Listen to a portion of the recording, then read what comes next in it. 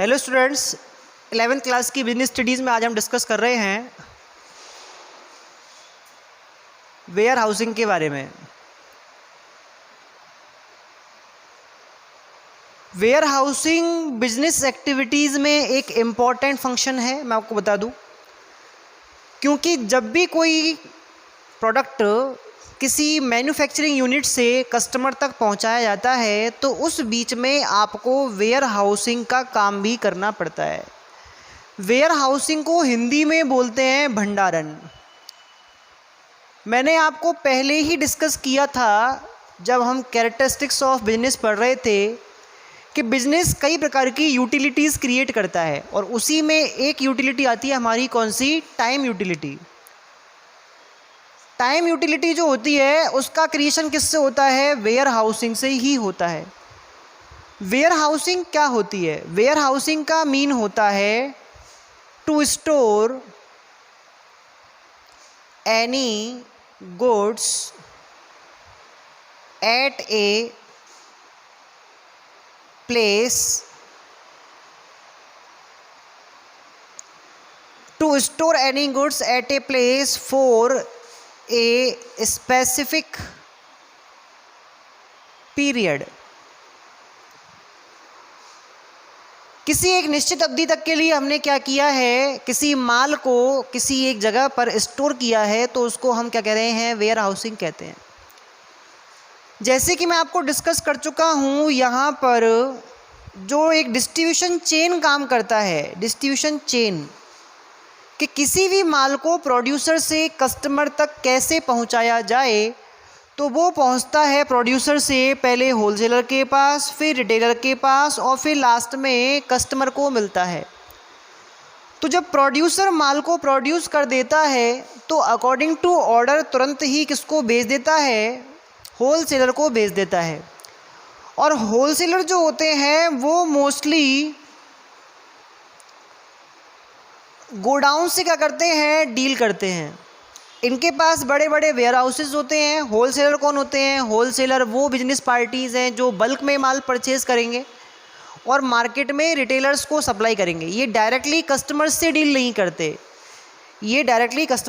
करते, ये शॉपकीपर से या जो छोटे दुकानदार होते हैं उनसे डील करते हैं, उनको माल बेचते हैं जिससे वो अपने माल को कस्टमर को वापस रीसेल कर सकें। तो रीसेल के पर्पज़ से जो माल बेचते हैं वो कौन बेचते हैं? होलसेलर। और इन्हीं के पास क्या होते हैं? गोडाउन्स होते हैं।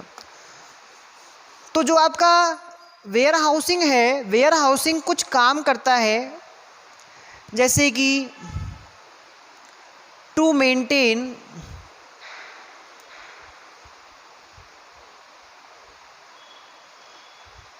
मार्केट डिमांड,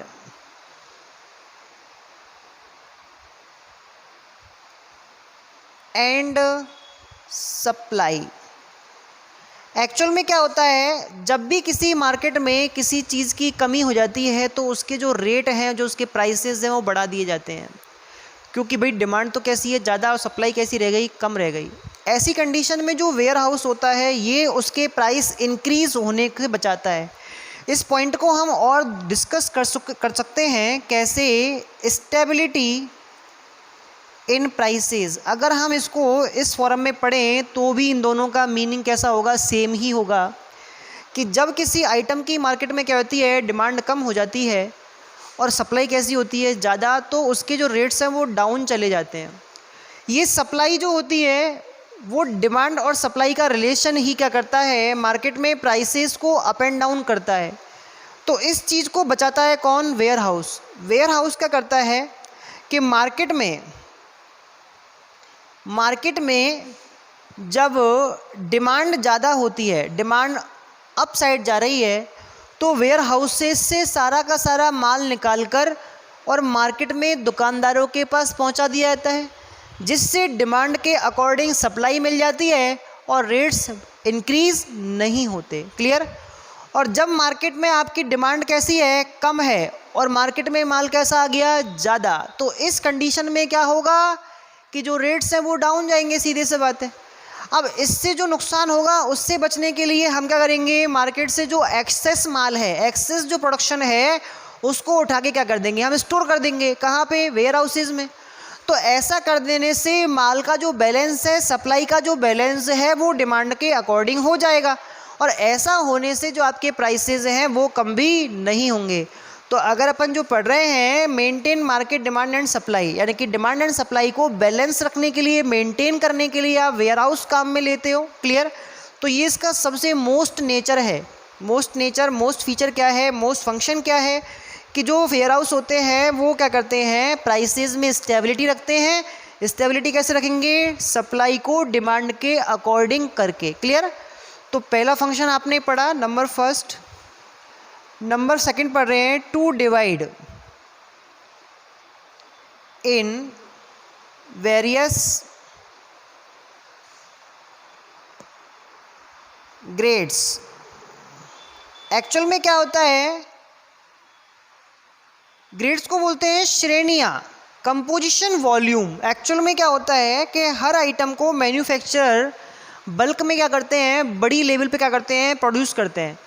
अब वहाँ से जो माल होता है वो डायरेक्ट होलसेलर के पास आ जाता है, फिर होलसेलर उस बल्क में से क्या करते हैं, छोटे छोटे अकॉर्डिंग टू मार्केट नीड्स क्या करते हैं, छोटे छोटे वॉल्यूम्स में उनको अलग अलग क्या करते हैं, पैक करते हैं, अलग अलग उनकी ग्रेडिंग्स करते हैं, और फिर अलग अलग कस्टमर को उन्हें क्या करते हैं, देते हैं। जैसे हम बात करें कि मान लो कोई कंपनी है और वो कंपनी ड्राई फ्रूट्स क्या करती है, मैन्युफैक्चर करके और सप्लाई करती है, और उनके पास जो ड्राई फ्रूट्स होते हैं वो ड्राई फ्रूट्स बल्क में कौन खरीदता है, होलसेलर परचेज़ कर रहे हैं। अब वो ड्राई फ्रूट्स क्या है, बड़े बड़े बैग, 50-50 किलो के जो बैग हैं वो परचेज़ किए होलसेलर ने। अब उसकी क्या बनेंगी, अलग अलग पैकिंग बनेगी, 1 किलो की, 500 ग्राम की, 250 ग्राम की, क्लियर। और उन पैकिंग्स में अपन उनको कन्वर्ट करके फिर उनके ग्रेड्स तय करेंगे कि ये टॉप क्वालिटी का है तो ये थोड़ा महंगा है, ये क्या है, थोड़ा लो क्वालिटी का है तो ये सस्ता है। अब चक्कर ये है कि मार्केट में हर कंज्यूमर की परचेजिंग पावर कैसी नहीं है, सेम नहीं है। अब परचेजिंग पावर सेम नहीं है तो फिर वो अलग अलग वेराइटीज़ रखना दुकान में, जिससे कि उनको ऑप्शंस ज़्यादा मिले और हम हर तरह की रिक्वायरमेंट और नीड वाले कस्टमर को सेटिस्फाई कर सकें, इसके लिए ज़रूरी है कि आप क्या करें, ग्रेडिंग करें। तो जो होलसेलर्स होते हैं वो क्या करते हैं, उस बल्क को छोटी छोटी वॉल्यूम्स में क्या करते हैं, छोटी छोटी क्वांटिटीज़ में क्या करते हैं, डिवाइड करके उसकी क्या करते हैं, ग्रेडिंग करते हैं। और ऐसा करने से आप सोसाइटी में हर कस्टमर तक अपनी अप्रोच कर सकते हैं, क्योंकि आपने छोटी क्वांटिटी के प्रोडक्ट्स भी बनाए हैं और बड़ी क्वांटिटी के प्रोडक्ट्स भी बनाए हैं, क्लियर। तो ये आपका जो काम है वो कहाँ होता है, वेयर हाउस में होता है, क्लियर। नंबर थर्ड पे अपन बात कर रहे हैं,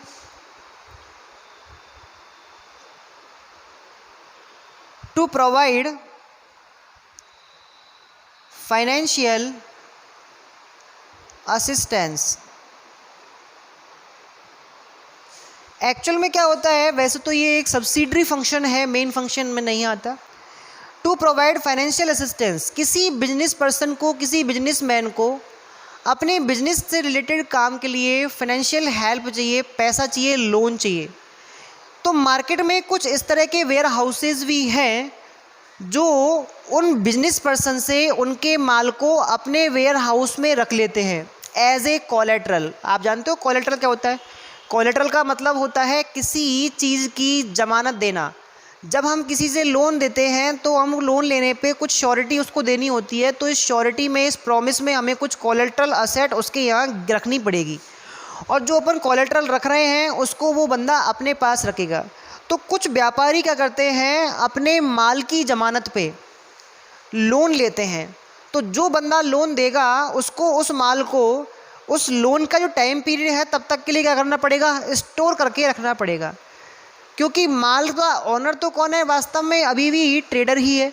तो इस कंडीशन में जो लेंडर होता है, जो मार्केट में लोन देने वाला होता है, वो उस ट्रेडर के माल को अपने वेयर हाउस में रख लेता है और उसकी ज़मानत पर लोन दे देता है, और जब वो लोन रीपे कर देगा तो ये माल उसको दे दिया जाएगा। तो वास्तव में अगर हम बात करें तो जो आपका वेयर हाउस है वो आपको फाइनेंशियल असिस्टेंस भी प्रोवाइड करा रहा है, क्लियर। तो सिंपल इंट्रोडक्शन में आज के लिए इतना ही, आगे हम डिस्कस करेंगे वेयर हाउस के टाइप्स के बारे में, ठीक है। Thank you.